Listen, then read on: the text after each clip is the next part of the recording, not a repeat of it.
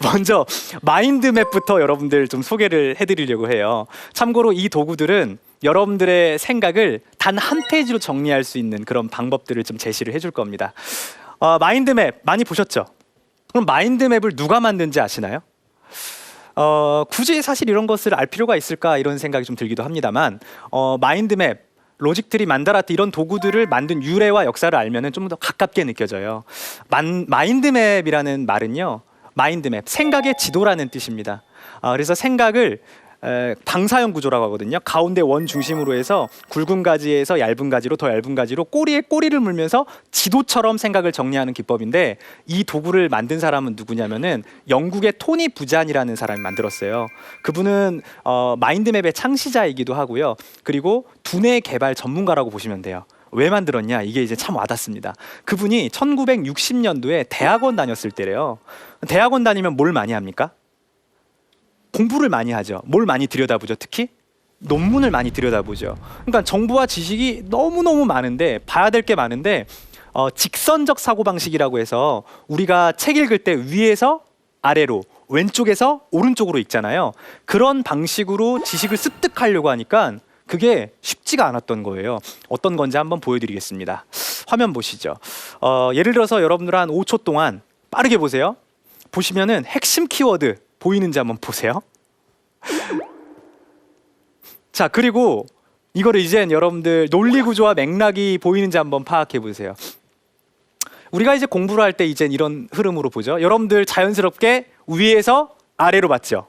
왼쪽에서 오른쪽으로 봤죠. 이거를 수직적 사고방식이라고 얘기를 해요. 근데요, 이게요, 알고 보니까 우리의 두뇌에 창의적 자극을 주지 않는다. 두뇌를 불능 상태로 만든다. 이러한 어떤 보는 방식 때문에 오히려 우리가 뇌를, 그러니까 우리의 머리를 더 효과적으로 못 쓰고 있는 거다라고 이제 주장을 합니다. 그래서 이젠 어떤 방식으로 보기 시작하냐면은 쪼개 보겠습니다. 짜잔, 이젠 이게 매핑하는 방식이에요. 제가 이 내용을 가지고 제 스피치 대본은 아닌데 한 스피치 연사의 대본을 제가 타이핑 쳐왔거든요. 이거를 제 대본처럼 한번 보여드릴 테니까 내용이 잘 들리는지 한번 보세요. 한번 박수 한번 크게 쳐주시죠. 예, 학교 덕분에 인생 잘 살았다. 강연가, 이야기 인문학의 저자 조승현 작가입니다. 반갑습니다. 오해하지 마세요. 저는 복주한 작가입니다. 여러분들, 교육은 백년대계라는 말이 있죠. 교육에 관심을 갖는 사람을 우리는 서로 뭐라고 합니까? 구국의 영웅이라고 하는데, 여러분들도 교육에 관심을 갖고 저도 세계 교육에 대해서 관심을 갖는 사람이기 때문에 우리는 서로 뭐다? 구국의 영웅이다 할 수 있겠네요. 이제 여기서 웃어요. 왜냐하면 이제 공감대 형성이거든요. 자, 사진 보시죠. 무서운 중국의 졸업식 현장입니다. 1년에요 약 600만 명 이상이 사회에 진출하고 있다고 합니다. 다음 사진 보시죠. 더 놀랍죠? 중국의 취업 박람회 현장입니다. 전 세계의 학습자, 청소년들이 중국인들과 경쟁을 하고 있는 거예요. 전 세계적으로 취업난이 매우 심각한 상황에 처해져 있습니다. 이런 상황에서 여러분들은 우리는 어디로 가고 있는가? 이런 내용이었습니다. 여러분들, 이 내용이랑 요 내용이랑 같은 내용이었어요. 즉시 보이죠? 핵심 키워드가 보입니다. 논리 구조와 맥락 흐름이 보이죠. 그리고 이미지로 기억이 되죠. 교육학자들은 하나같이 이렇게 이미지 형태로 기억을 하게 되면 기억력이 약 200% 이상이 향상된다고 주장을 합니다. 실제로 저도 그런 일들을 많이 경험을 했어요. 그래서 오늘 제가 좀 말씀을 좀 드리고 싶은 내용이 이런 마인드맵을 그리면서 여러분들 생각을 한번 정리해보자, 논리 구조 형태로 생각을 정리해보자, 이런 내용을 계속해서 말씀을 드리고 싶어요. 어쨌든 토니 부잔도 이러한 문제점들을 이렇게 매핑하는 형태로 개발을 했고요. 이걸 어디서 영감을 얻었냐면은, 짜잔, 사진 보시죠. 우주의 이치를 들여다봤던 거예요. 우주의 이치, 핵심이 있고 그 핵심과 다 연결되어 있죠. 심지어 우리 두뇌 세포까지도 중심이 있고 가지를 치면서 다 연결을 합니다. 더 놀라운 건 뭐냐면은 레오나르도 다빈치 천재잖아요. 천재의 낙서장을 들여다보니까 낙서장 안에 보니까 핵심 중심이 있고 다 흩어져 있는 정보 같지만 키워드와 텍스트로 다 연결되어 있다는 사실을 발견하게 돼요. 그래서 여기에서 영감을 얻어서 만든 도구가 바로 마인드맵이다. 그리고 이런 마인드맵은 컴퓨터가 이제 나오게 되면서 디지털 마인드맵 형태로 이젠 업그레이드가 되기 시작하는 거죠. 자, 그러면은 이 마인드맵 여러분들도 쓸 수 있어야 되겠죠? 제가 이 마인드맵 어떻게 쓰는지 짧게 설명해 드리도록 하겠습니다. 짜잔, 이거는 디지털 마인드맵으로 그려본 건데요. 실제로 이제 손으로 그려도 되고 컴퓨터로 그려도 좋습니다. 가운데 뭐가 있죠? 생각 정리 스킬. 근데 저는 주제를 뭐로 잡았냐면은 오늘 화통의 생각 정리 스킬 특강이다. 이건 저의 1급 비밀이기도 한데요. 오늘 50분짜리 강연을 준비하려고 하면 많은 강연자들이 저뿐만 아니라 굉장히 긴장을 할 거예요. 짧게 임팩트 있게 준비를 해야 되잖아요. 그래서 저는 솔직하게 말하건대 마인드맵으로 정리를 하고 왔어요. 그 정리하는 방법을 지금부터 공개하겠다라는 거죠. 중심 토픽을 먼저 그렸습니다. 한번 따라해 볼게요. 중심 토픽. 나는 수많은 주제가 있지만 오늘은 화통 여러분들을 위해서 메시지를 정리할 거야. 그래서 중심 토픽이에요.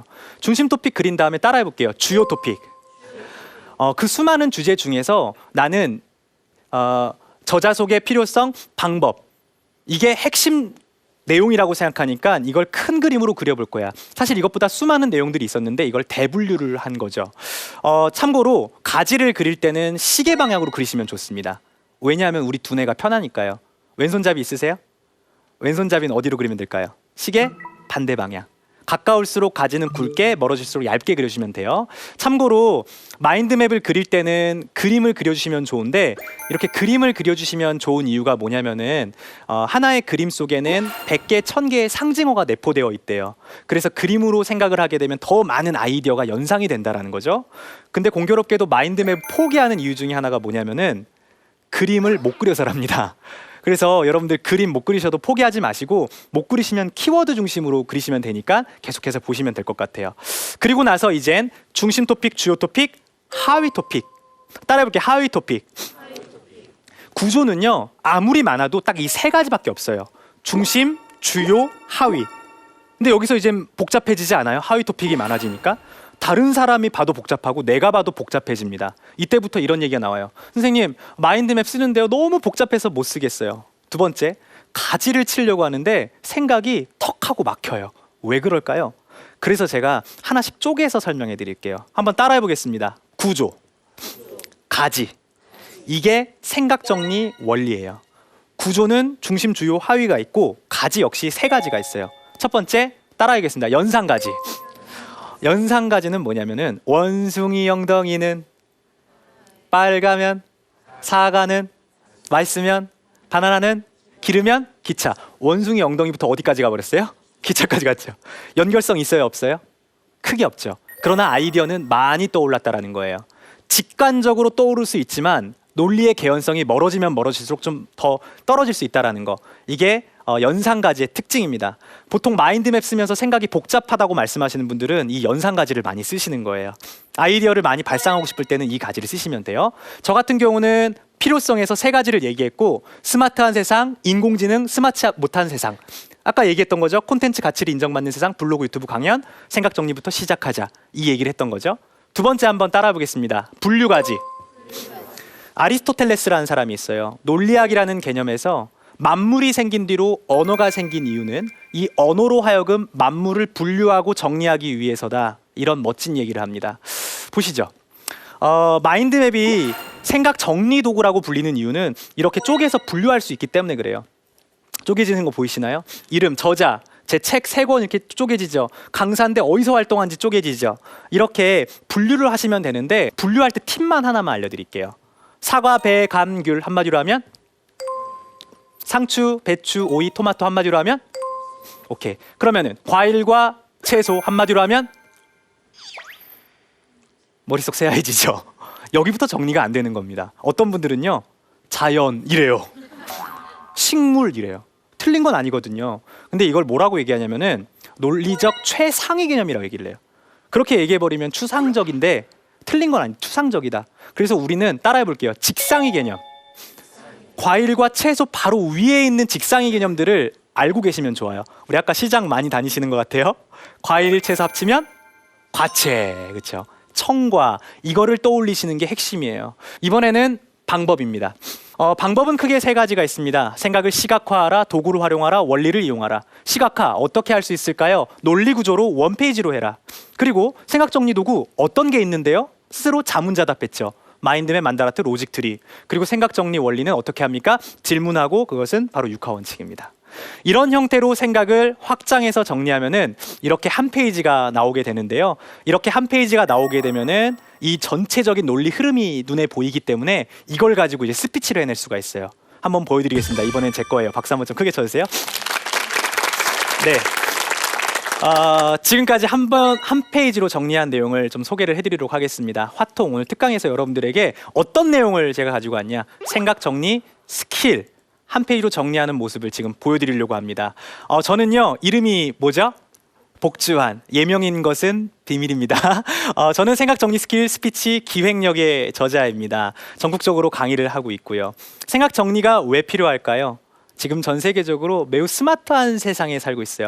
하지만 우리는 스마트한 세상 속에서 과연 누가 얼마나 더 스마트할 것인가, 우린 스마트하지 못하게 생각을 하고 있다는 거죠. 이때 생각 정리 스킬이 있다면 우리 머릿속을 스마트하게 정리할 수 있고 또 돈이 되는 가치가 있는 콘텐츠를 만들 수가 있다는 거예요.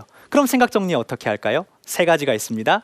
첫 번째, 시각화하라. 두 번째, 도구를 활용하라. 세 번째, 원리를 활용해라. 그리고 이렇게 한 페이지로 정리하라. 여러분들 기억하세요. 생각이 많은 것은 득이지만 정리되지 않은 생각은 독이 됩니다. 고맙습니다.